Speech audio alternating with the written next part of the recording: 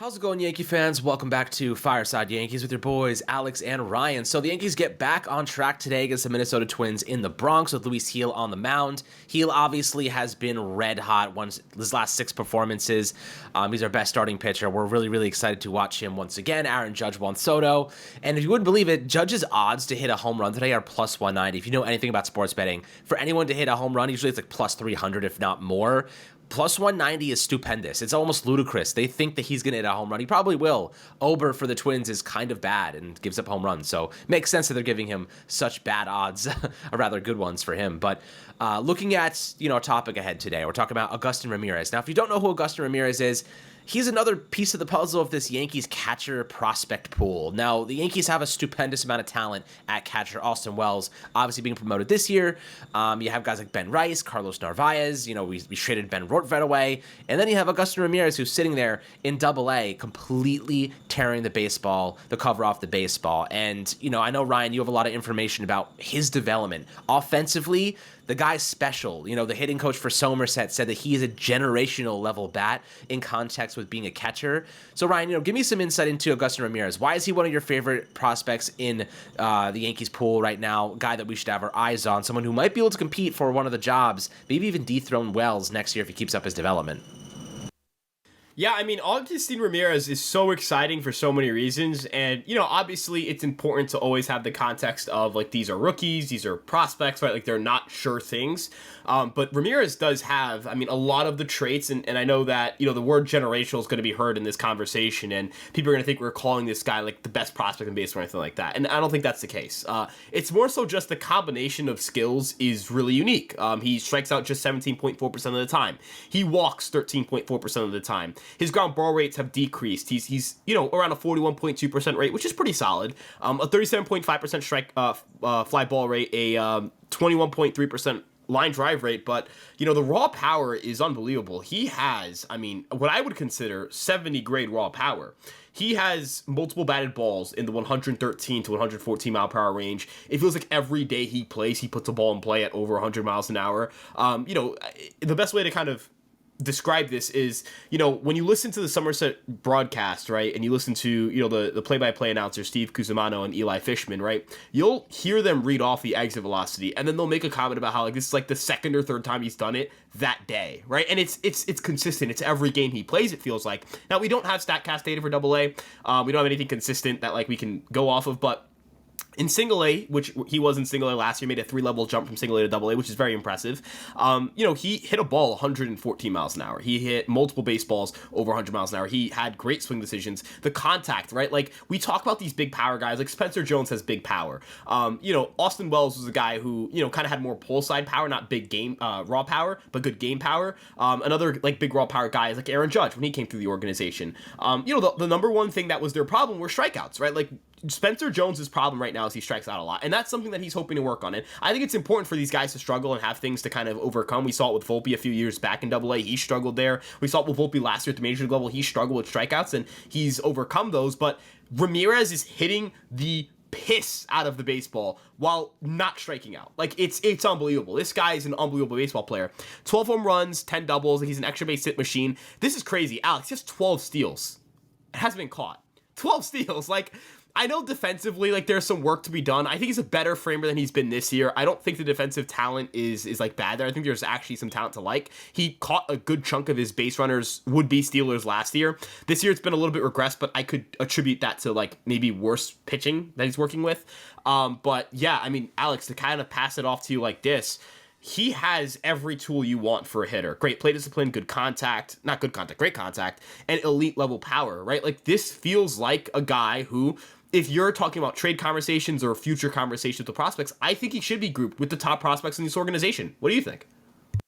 I absolutely think so. I think a lot of people would agree with that. Now, reading the exact quote from, I guess the hitting coach for Double-A, Kevin Martier, he says, I think he might be a generational player. Not many guys at his age, can make contact as much as he does and hit the ball as hard as he does with that bat speed. He's an outlier for sure. Now, I don't think he's even speaking in context with the fact that he's a catcher. I think he's just talking about in general. The guy is showing contact quality and obviously the ability to slug at a very proficient level. And he's not Aaron Judge. He's not Juan Soto. He's not some of these like, generational once in a blue moon type of players.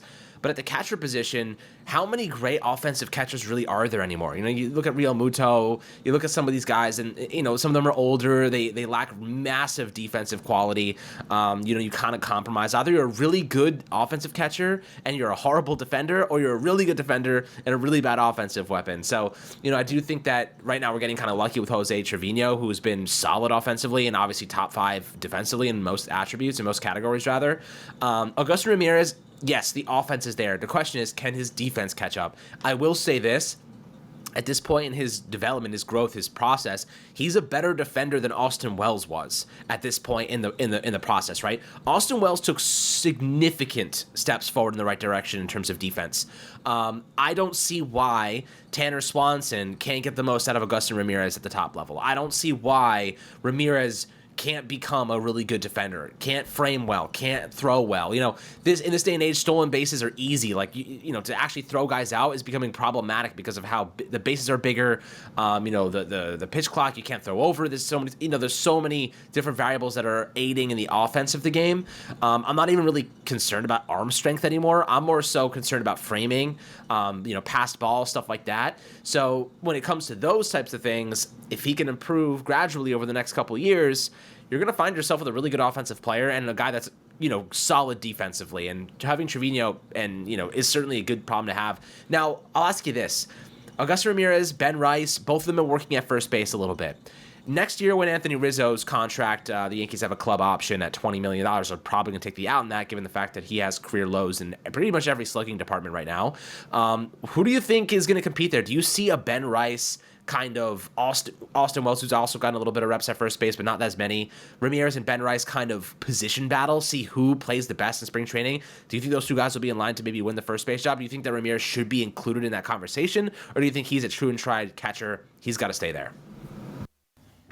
And so, okay, I always know that there's like the money line, right? Like the money clip, right? The line that everybody in a podcast is kind of looking for their host to say or whatever. And I think I don't really deliver those. I try to stay kind of like in the middle, kind of neutral, or whatever it may be, like not get too in front of myself here. But I think I'm going to put out one of those right now. If you were to group every single prospect in the Yankee organization, if you were to group all the young players too, let's say the Wellses, the Cabreras, the Perazzas, the the Volpes of the world, right? Like those guys who have made the major leagues, maybe aren't there right now in Peraza's case, but you get what I'm saying. How many of them are more talented than Augustin Ramirez is offensively?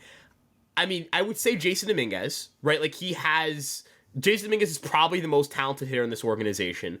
But I don't think I think the gap between Augustin Ramirez and the third guy on that list is significantly greater than the gap between Dominguez and Ramirez is offensively. Now, that is going to come off, and that's going to sound like me saying I think Ramirez is a prospect, Dominguez is. And my answer is no, right? Like, when Jason Dominguez was Augustin Ramirez's age, like he's not even 22. Like, Jason Dominguez is younger than Augustin Ramirez. He's this unbelievable hitting prospect, whatever you want to say.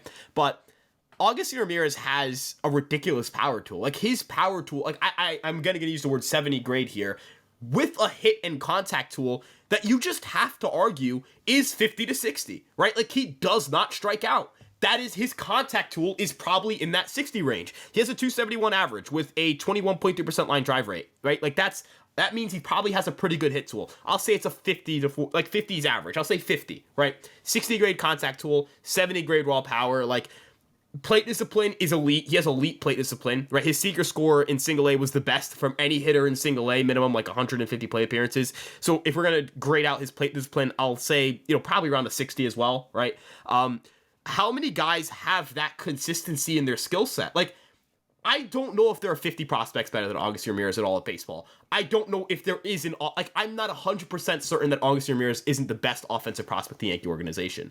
He's just that good. So when we're talking about position battles in the next year or two, yeah, I wouldn't even say he should be in them. Why should anybody be ahead of him, right? Like, why should anybody be in front of him in those conversations? I think Austin Wells is a good player. I think Austin Wells has already proven. Austin Wells is a good defensive catcher. And the bat hasn't come around yet, but I think it will. Like, I think he's probably, at worst, like a 90 WRC plus hitter with good defense. That's a good MLB player. Like, that's an everyday major league catcher. But Ramirez has something that Wells doesn't, and that's just the physical attributes, right? Like, it's the fact that he's just so strong. He's got ridiculous bat speed. We don't have actual measurements for it. But his ability to just impart damage on contact is unmatched. It is. He has more raw power than Jason Dominguez probably. He has similar raw power like a Spencer Jones. Like that's the range we're talking about here. So, if this ages poorly, if he gets traded at the deadline and bombs somewhere else, is what it is. But I'm willing to put this out here right now, Alex.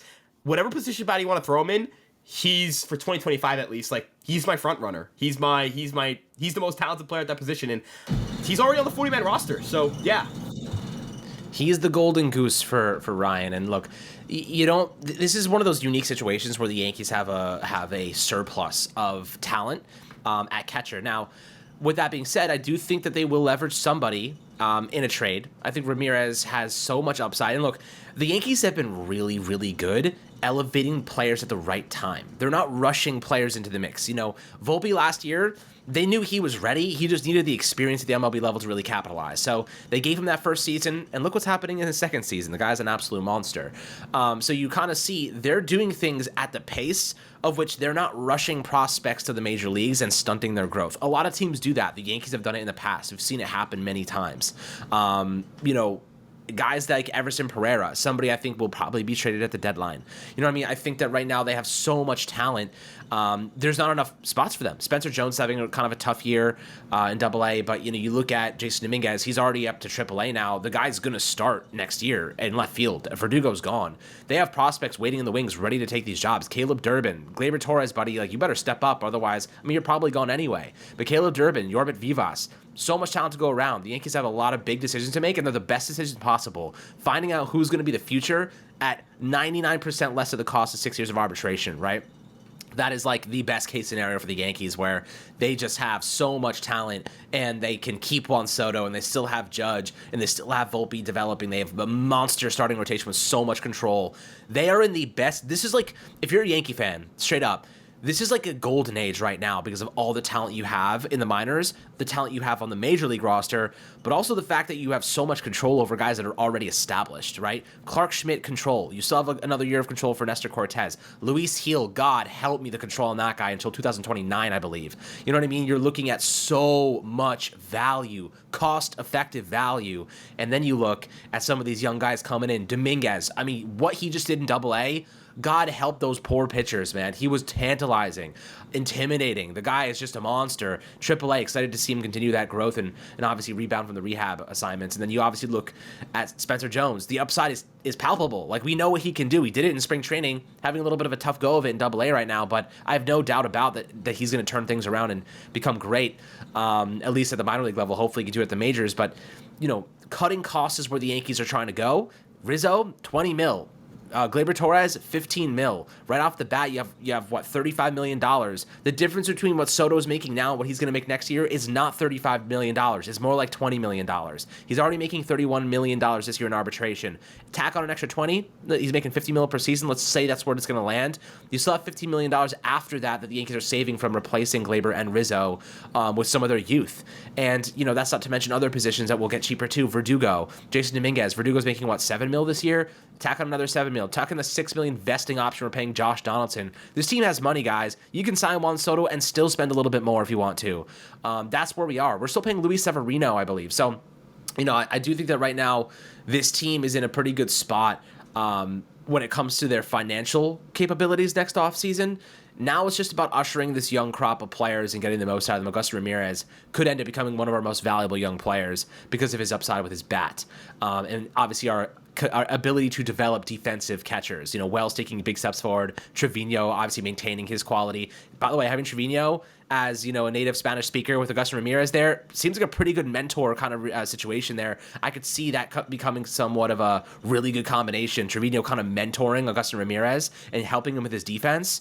Maybe that's a really interesting narrative to spin for the future. But, guys, would love to hear your thoughts below on a guy like this. A young prospect with just, as, the hitting coach for Somerset said, generational upside. We're not saying he's going to be that, but we see the raw traits. We see the tangible qualities. Now it's just about developing them at the right time and not rushing him, making sure he's ready to go when the opportunity arises at the major league level. But as I said before, make sure to drop your comments below in the YouTube comment section. Make sure to like and subscribe as always. We'll catch you guys on the next Fireside Yankees episode.